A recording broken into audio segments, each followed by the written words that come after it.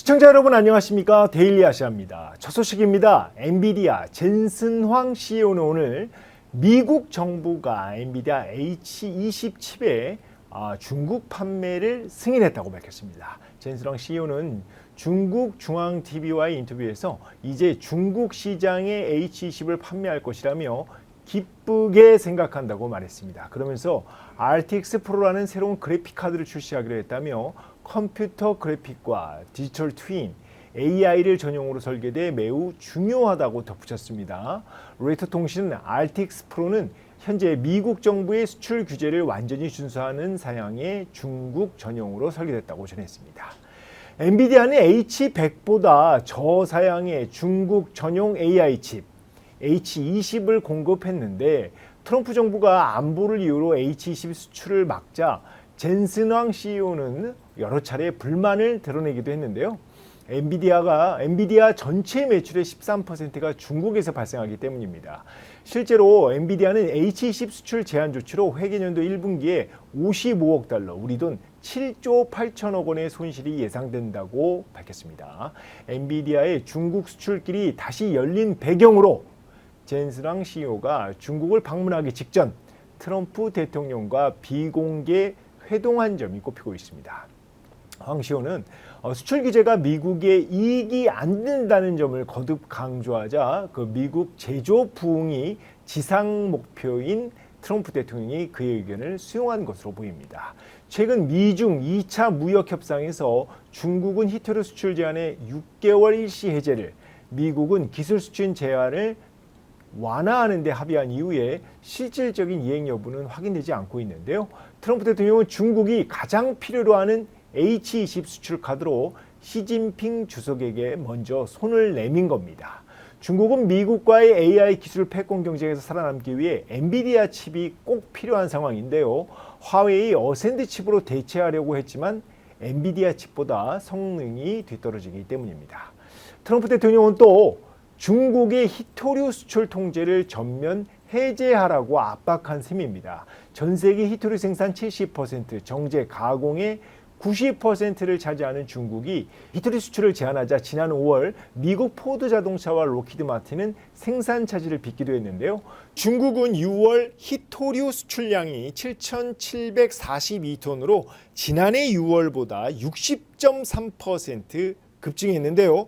2009년 12월 이후 최대를 기록했습니다. 상반기 전체에 32,000톤의 히토류를 수출해 지난해 상반기보다 11.9% 늘었습니다. 중국이 미국과의 무역 전쟁에서 히토류 무기화 효과를 톡톡히 누리고 있는 셈입니다. 나아가 중국은 히토류를 비롯한 전략 광물 통제를 위해 최소 2,000개 품목 수출 허가를 전면 재검토하고 있는 것으로 전해졌는데요. 상황이 이렇자 중국의 기술 수출만은 절대 안 된다던 미국이 중국의 저사양 AI 칩을 주는 대신에 히토류를 받겠다는 전략으로 선회한 겁니다.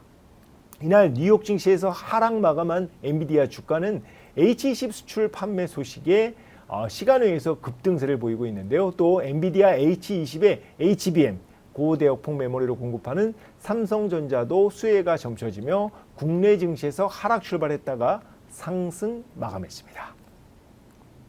다음 소식입니다. 중국 경제가 미국과의 무역 전쟁 속에서도 성장세를 이어갔습니다. 중국 국가통계국은 오늘 상반기 GDP가 66조 위안, 우리 돈 1경 2천조 원으로 지난해 상반기보다 5.3% 성장했다고 밝혔습니다.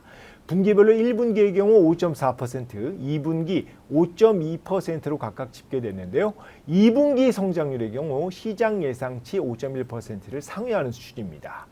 중국 당국이 경기 부양책을 적극 펼치면서 상반기 소매 판매가 5% 늘었고 전기차와 로봇 등 공업 생산이 6.4% 증가해 전반적인 경제 상승세를 이끌었습니다. 시진핑 정부는 지난해와 마찬가지로 올해 5% 안팎 성장률 목표를 제시했는데요. 부동산을 비롯해 내수 침체가 아직 회복되지 않고 있고 하반기 트럼프 정부의 관세 부과 영향으로 목표 달성은 쉽지 않아 보입니다. 중국 국가통계국 오늘 뭐라고 얘기했냐면 외부 불안정, 불확실 요소가 비교적 많고 국내 유효 수요가 부족하며 경제 회복의 기초가 여전히 더 공고해질 필요가 있다고 밝혔습니다. 이런 가운데 전기차를 포함해 중국의 신에너지차 점유율이 10%를 처음 넘어선 것으로 나타났습니다. 중국 공안부는 6월 말 기준 중국 자동차 3억 5,900만 대 중 신에너지 차는 3,689만 대로 10.25%에 달했는데요. 이 가운데 순수 전기차는 2,553만 대로 70%에 육박했습니다. 자, 오늘 중국 상해종합지수 연일 신고가를 기록하다가 4거래일 만에 하락 마감했습니다.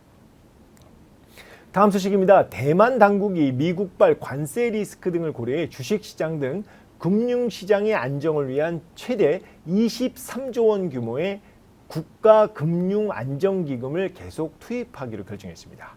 대만 국가금융안정기금관리위원회는 미국 상호관세의 미확정으로 인한 국제자금 이동과 글로벌 공급망 재편, 지정학적 위험 지속, 세계 경제 전망 하향 가능성이 예상된다며 5천억 대만 달러 규모의 자금을 계속 투입하는 결정을 내렸다고 설명했는데요.